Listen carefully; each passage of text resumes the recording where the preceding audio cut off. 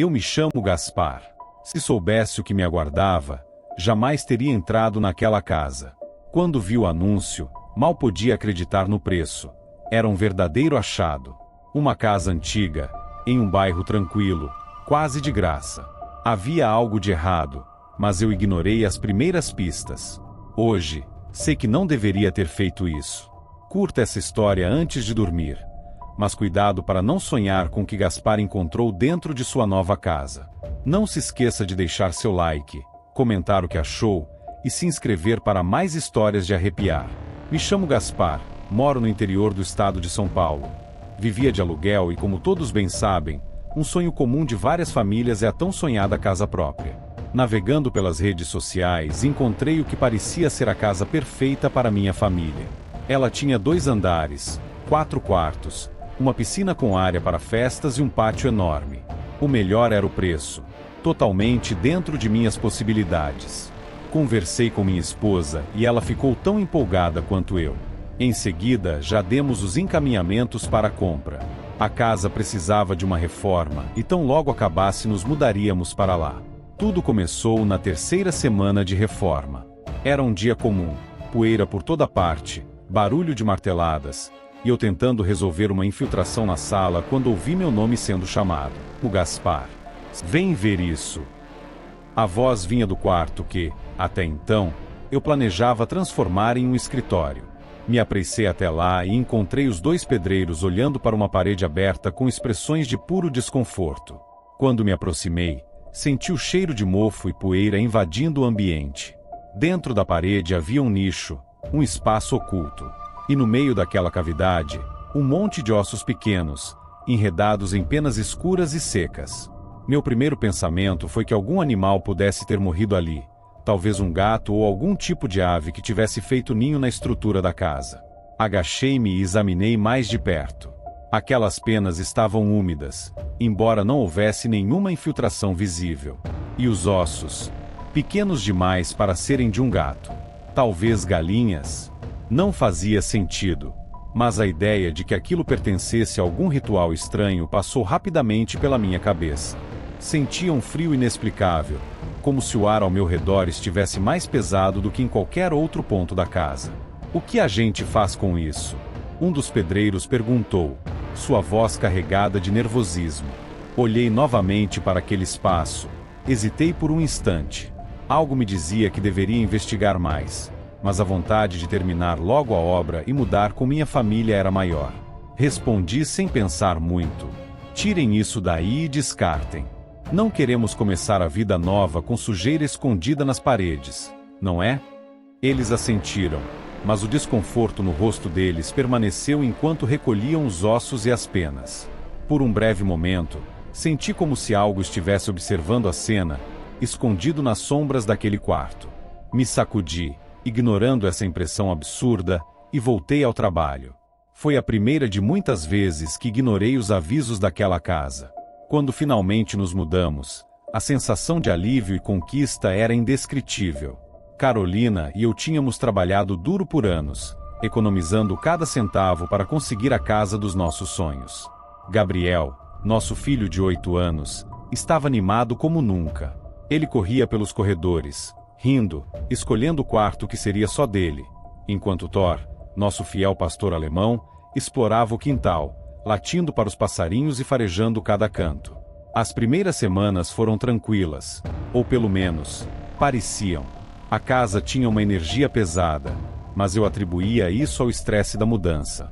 Carolina parecia desconfortável em alguns momentos, mas sempre que eu perguntava, ela apenas dizia que precisava se acostumar com o novo ambiente. Gabriel, por outro lado, se adaptou imediatamente. Passava horas brincando no quarto, como se estivesse em um mundo à parte. Tudo parecia estar bem, até as noites ficarem inquietas. Thor começou a se comportar de forma estranha. O cachorro, que sempre foi dócil e brincalhão, começou a latir incessantemente para os cantos da casa, especialmente à noite. Era um latido baixo, nervoso, como se ele estivesse rosnando para algo que só ele podia ver. Piorava sempre que se aproximava do corredor que levava ao quarto de Gabriel. Foi aí que percebi que algo estava errado. mas ainda não conseguia entender o que. Uma noite, estávamos assistindo TV na sala quando ouvimos um ruído seco vindo da cozinha. Fui até lá, achando que talvez tivesse deixado algo mal posicionado, mas encontrei o chão coberto de cacos de vidro. Um dos copos que estava no armário havia caído sozinho, sem motivo aparente. Carolina me olhou com os olhos arregalados, mas tentamos não pensar muito nisso. A casa é velha, dissemos um ao outro, como se isso fosse uma explicação razoável. O barulho à noite começou a se intensificar. Cadeiras se arrastavam sozinhas na cozinha enquanto dormíamos. Às vezes, o som era tão alto que eu me levantava da cama, achando que Gabriel estava andando pela casa. Mas, ao chegar lá, tudo estava quieto, os móveis no lugar. Apenas o ar frio e opressor permanecia, uma sensação de ser observado por algo invisível. Então, Gabriel começou a se comportar de maneira estranha. Ele, que sempre dormia tranquilamente, passou a acordar todas as noites, chorando. Quando eu ou Carolina íamos até o quarto, o encontrávamos suado, com os olhos arregalados e, às vezes, a cama molhada. Algo que ele não fazia desde muito pequeno. Perguntamos o que estava acontecendo, e ele simplesmente balbuciava entre soluços. A mulher vem me ver. Ela fica chorando no canto do quarto. Essas palavras cravaram um gelo na minha espinha. Carolina ficou branca como papel, e Thor rosnava baixinho, olhando para o corredor, como se esperasse que alguém aparecesse de lá a qualquer momento. Tentamos acalmar Gabriel, dizendo que era só um pesadelo. Mas noite após noite, as coisas pioravam. O latido incessante de Thor, os objetos se movendo sozinhos, o choro abafado de Gabriel, e aquela presença que todos nós sentíamos, mas não podíamos ver. A casa, que antes parecia um sonho, agora era uma prisão de escuridão, onde algo, ou alguém, parecia estar nos observando a cada momento. Eu sabia que algo estava profundamente errado. O que eu não sabia era que isso era só o começo de um pesadelo muito mais sombrio. A partir da terceira semana, o que antes eram apenas pequenos desconfortos se transformou em algo que não podíamos mais ignorar. As noites começaram a se tornar um verdadeiro pesadelo. Eu dormia mal, constantemente acordado por sons que não faziam sentido. Passos ecoando no corredor, arranhões vindos das paredes, como se algo estivesse tentando sair de dentro delas. Eu tentava racionalizar, talvez a casa ainda estivesse se ajustando após a reforma. Mas, no fundo, sabia que era mais do que isso. A primeira vez que algo realmente estranho aconteceu foi em uma terça-feira. Eram cerca de 3 da manhã quando Carolina e eu fomos acordados por um estrondo na cozinha. O som nítido de algo grande se quebrando. O coração disparou, e eu saltei da cama, certo de que alguém tinha invadido a casa. Peguei um bastão debaixo da cama e desci as escadas com a adrenalina queimando nas veias. Quando entrei na cozinha, as luzes piscavam levemente, como se a eletricidade estivesse falhando. Thor estava parado na porta, as orelhas para trás, rosnando baixo, com os olhos fixos na sala de jantar. O ar estava gelado, como se a temperatura tivesse caído subitamente. Quando acendi a luz por completo, o cenário que vi fez meu estômago revirar.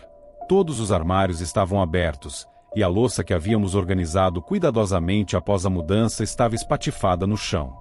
Pedaços de pratos e copos quebrados cobriam cada canto da cozinha, formando um caos que parecia impossível de ter acontecido sem alguém ou algo provocando. Thor se recusava a entrar na cozinha. Seu rosnado agora era um murmúrio constante.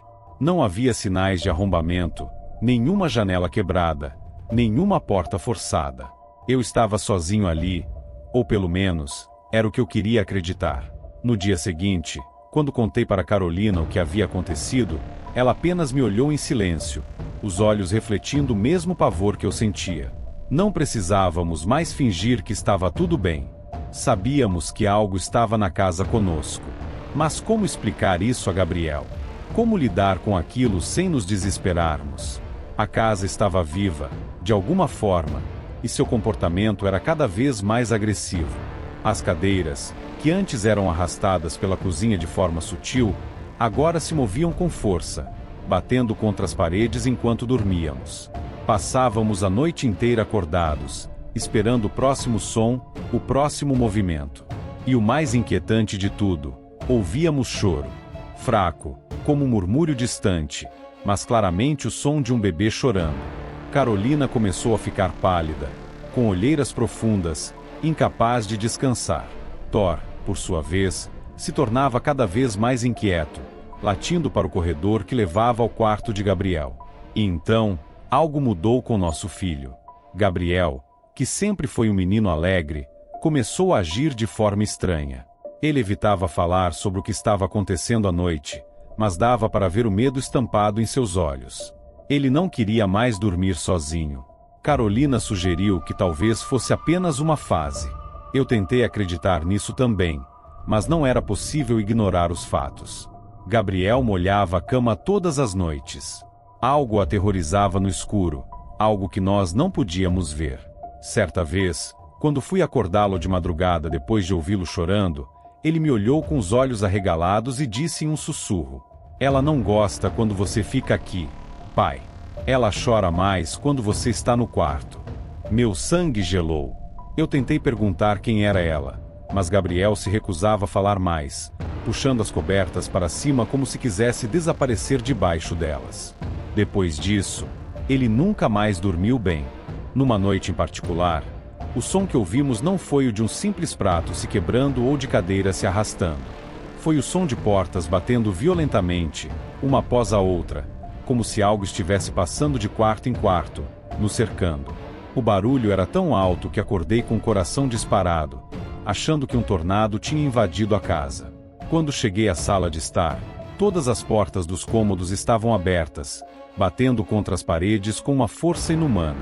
Mas o pior foi quando Thor, que sempre tinha sido mais corajoso, começou a uivar desesperado, preso no canto da sala, encarando o vazio como se visse algo que nós não podíamos. Carolina estava à beira do colapso. Eu mesmo não sabia mais o que fazer. As noites eram longas, repletas de sons e movimentos que não podíamos explicar. Cada minuto naquela casa era uma tortura silenciosa, como se ela estivesse viva, respirando ao nosso redor, esperando o momento certo para nos quebrar de vez.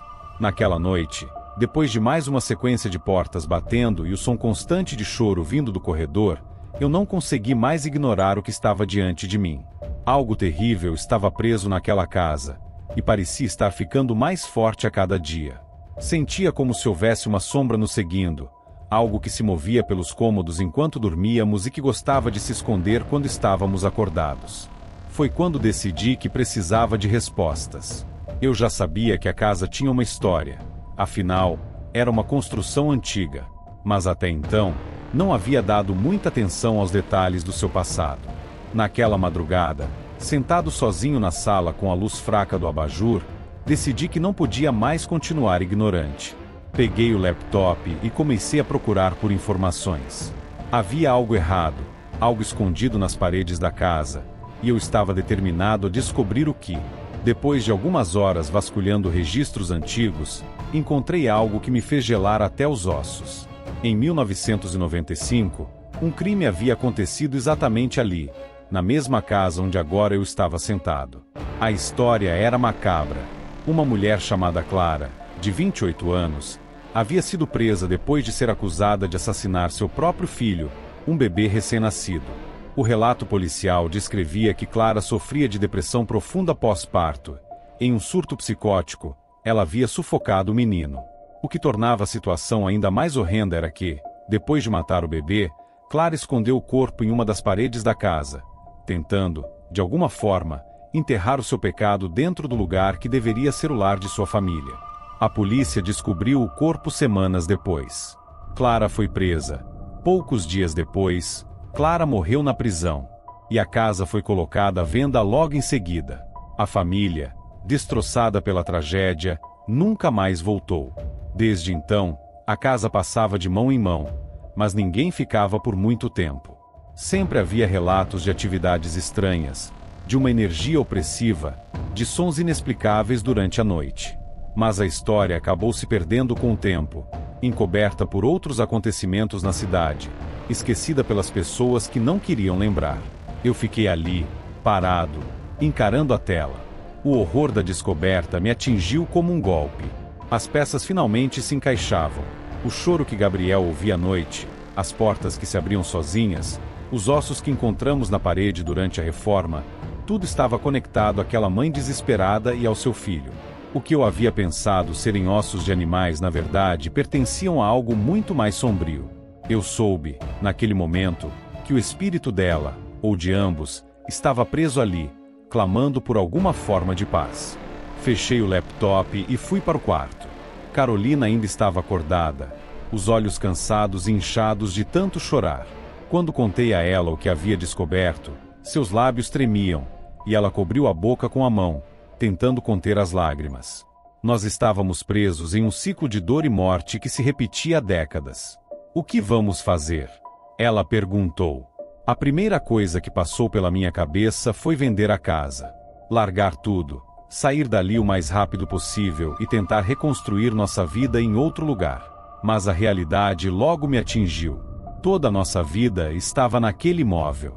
Anos de economias, todo o esforço que fizemos para conseguir aquele pedaço de chão, tudo estava amarrado àquela casa maldita. Não podíamos simplesmente ir embora e abandonar tudo. Mas a ideia de continuar ali, com aquela coisa invisível nos atormentando, era insuportável. Eu precisava fazer algo.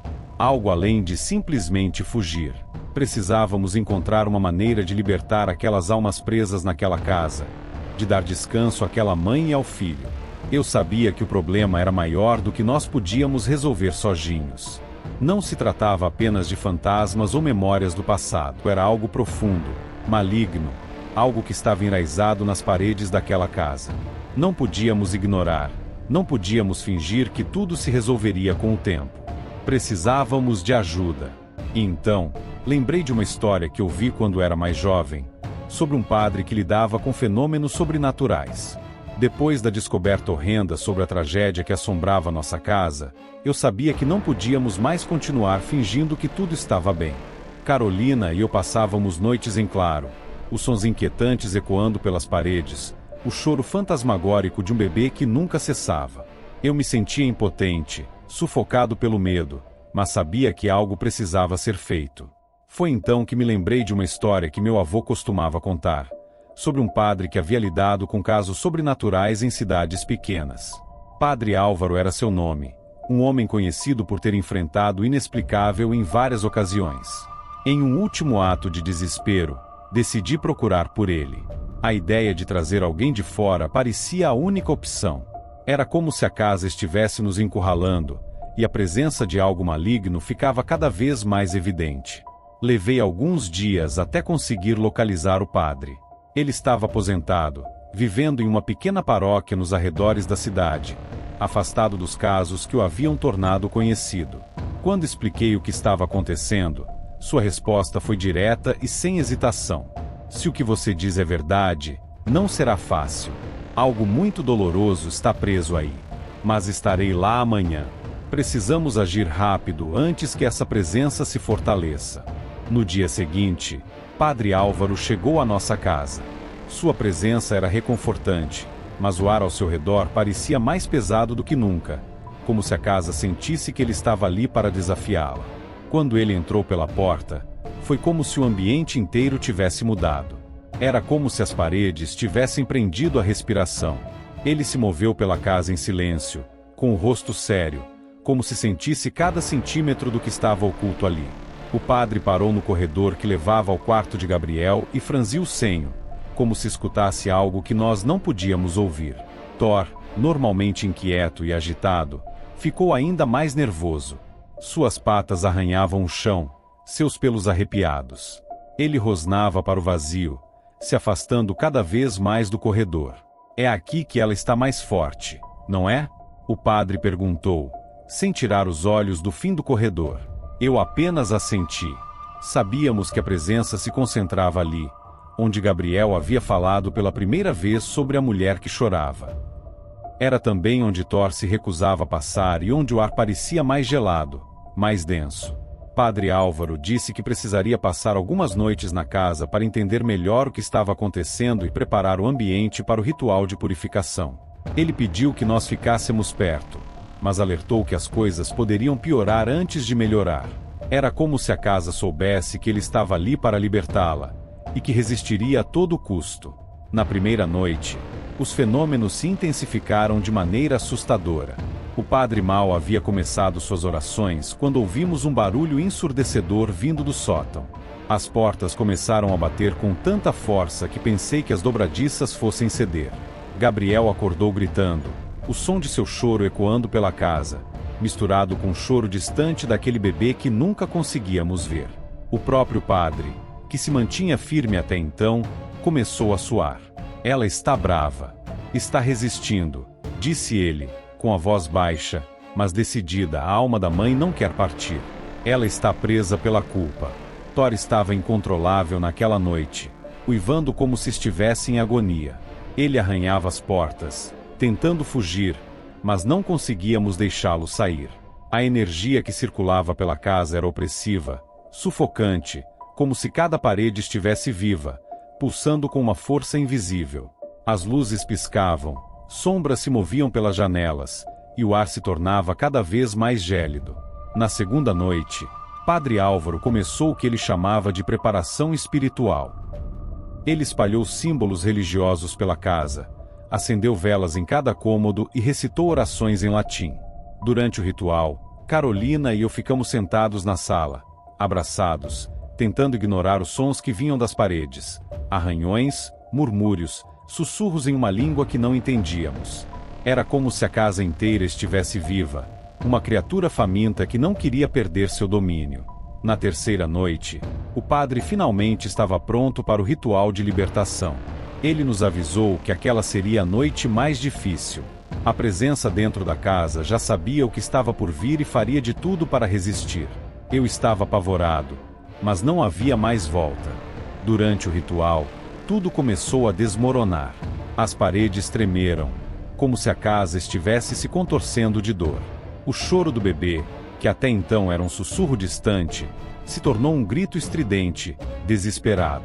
Gabriel, que estava em seu quarto, começou a gritar por nós.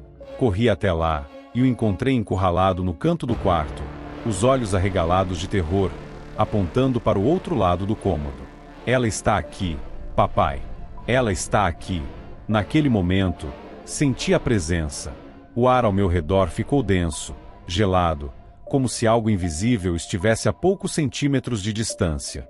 Não vi nada, mas sabia que ela estava ali, presa, incapaz de partir, ainda chorando pela criança que ela mesma havia tirado do mundo. Padre Álvaro continuou suas orações, a voz firme em meio ao caos que se desenrolava ao nosso redor. Carolina, ajoelhada ao meu lado, chorava baixinho, segurando Gabriel nos braços. Thor, parado na porta do quarto, tremia de medo, incapaz de entrar. Foi então que tudo parou. O choro cessou, o ar pesado desapareceu, e o silêncio mais profundo tomou conta da casa. Quando acabou, havia uma paz estranha no ar. O choro parou, as cadeiras ficaram no lugar, e Thor voltou a caminhar pela casa sem medo. A alma da mãe e de seu filho, finalmente, haviam sido libertadas. A casa agora está tranquila, e nossa família encontrou novamente a paz. Mas às vezes, quando a noite cai, me pergunto se algum fragmento daquela dor ainda vive nas paredes que nos cercam. Gostou dessa história? Deixe seu comentário, compartilhe suas teorias e se inscreva para mais contos aterrorizantes. Aproveite e clique em um dos vídeos sugeridos na tela para conferir mais uma história assustadora. Até logo!